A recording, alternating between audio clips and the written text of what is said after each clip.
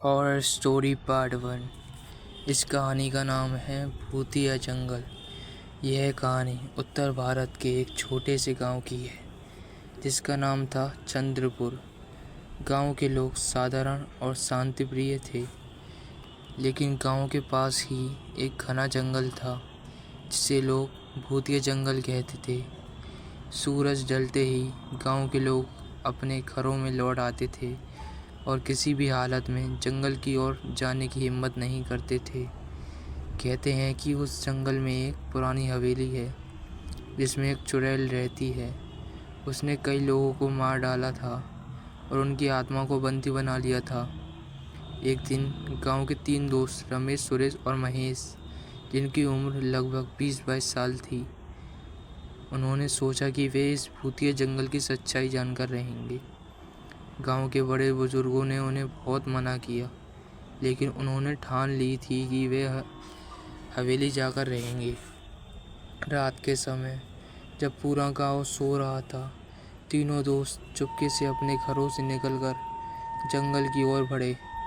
जैसे जैसे वे जंगल के अंदर जाते गए, हवा ठंडी होती गई और चारों ओर अजीब अजीब आवाज़ें सुनाई देने लगीं। आखिरकार वे हवेली के पास पहुँचे। हवेली पुरानी और खंडर हो चुकी थी।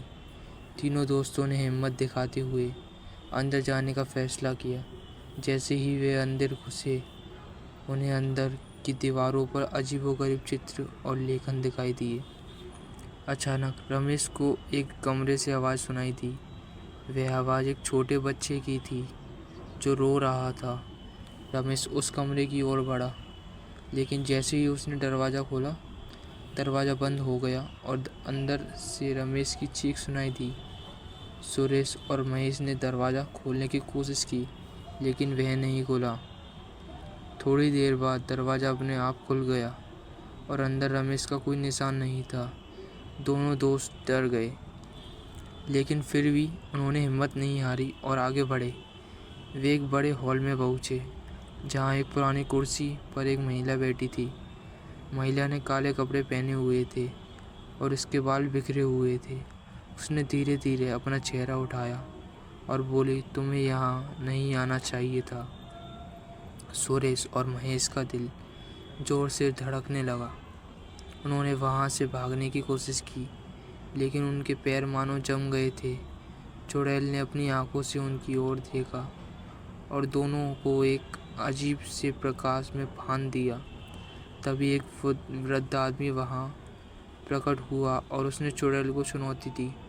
वह आदमी गांव का पुरोहित था, जिसने चुड़ैल के बारे में सुना था और उनकी मदद के लिए आया था।